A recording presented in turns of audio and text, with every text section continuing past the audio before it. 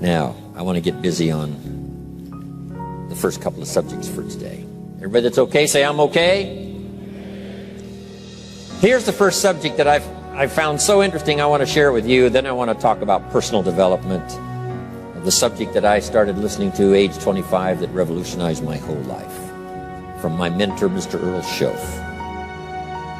Here's an interesting subject. Just jot it down now. It's called Enlightened Self-Interest. Enlightened self-interest. It's a fascinating study to study the idea of self-interest.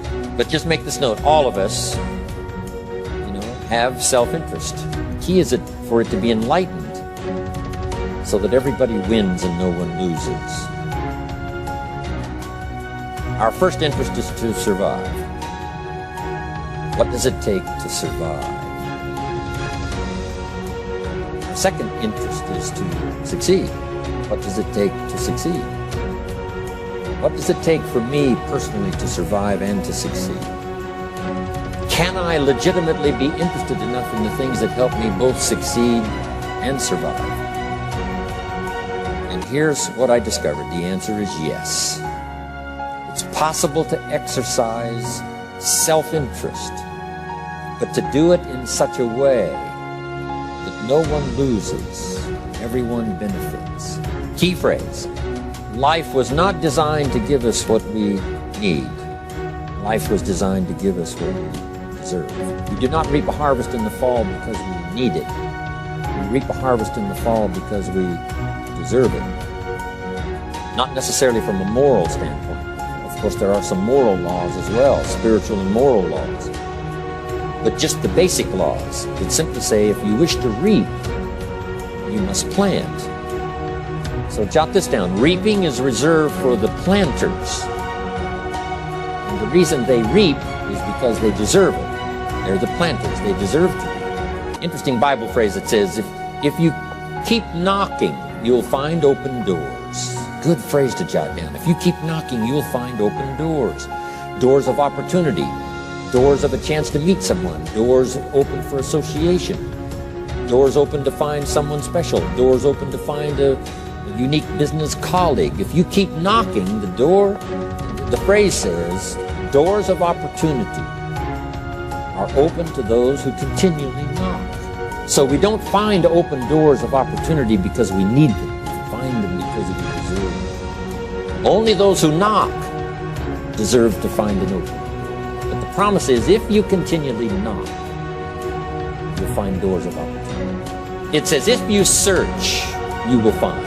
So make the note, it's good. Finding is reserved for the searchers because they deserve it. Now, at first they may have needed it, but they now know that just needing it is not sufficient.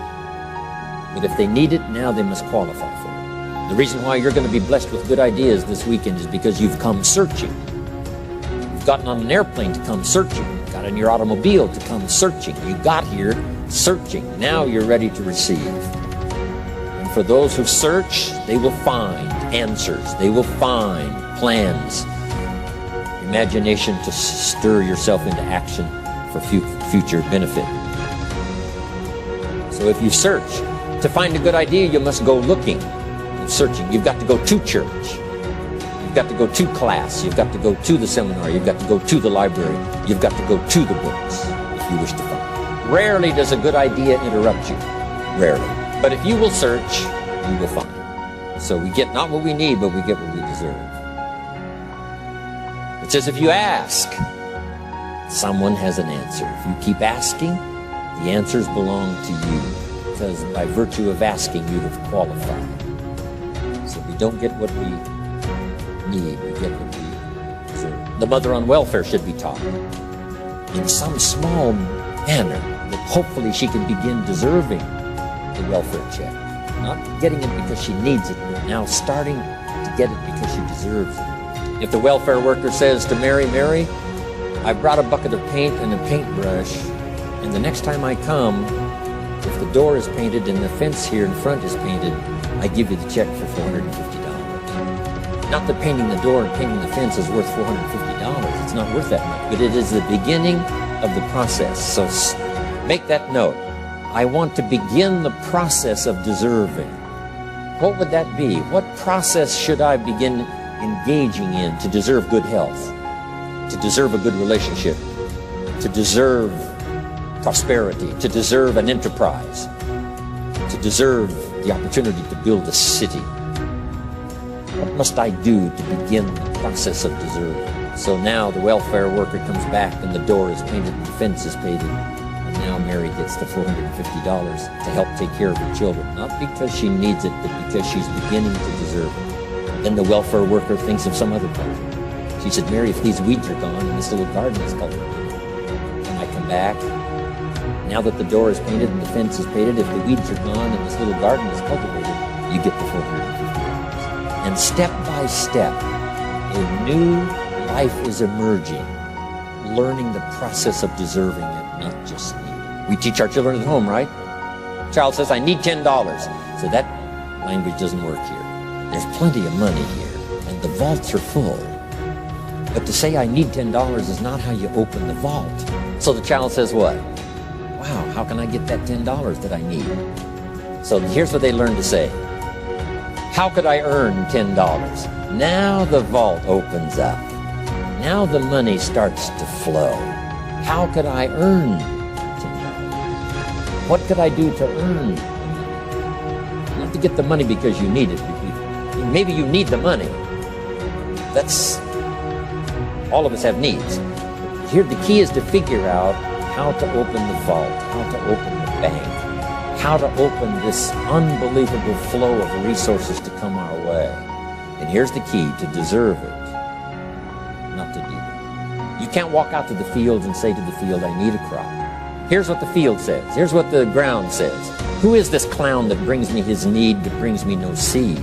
So jot that down. Take your seed to the marketplace, not your need. Don't disclose your need to the marketplace, only your willingness. We'll talk about that a little later today. Because the marketplace is not interested in your need, but they are interested in your seed. They're interested in your willingness to work. They're interested in your disciplines. They're interested in your eagerness.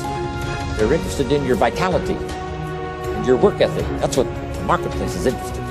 Not your need, but your seed. We get what we deserve. Old Testament God says, if you'll move toward me, I'll move toward you. See, that's how you get those occasions to meet God. You must make the move. God could say, you don't move, I don't move. You say, well, that's arbitrary. Well, when you're God, you can make it that way. So, the law says, if you wish to receive. Now let's talk about enlightened self-interest. If you wish to receive. And we would call the wish to receive self-interest. But if it's enlightened self-interest, here's what it says. I understand that in order to receive, I must give. Receiving is reserved for those who give. Receiving is not reserved for those who need it. It's reserved for those who deserve it. We deserve the receiving by giving. In fact, there's an extraordinary phrase in this little context, and here's what it says. It's better to give than it is to receive. Now, the uneducated person would find that difficult to ponder. Why would it be better to give than it is to receive? So let me give you one of the better phrases for the day. Here it is. Giving starts the receiving process. So of course it's better to give than it is to receive.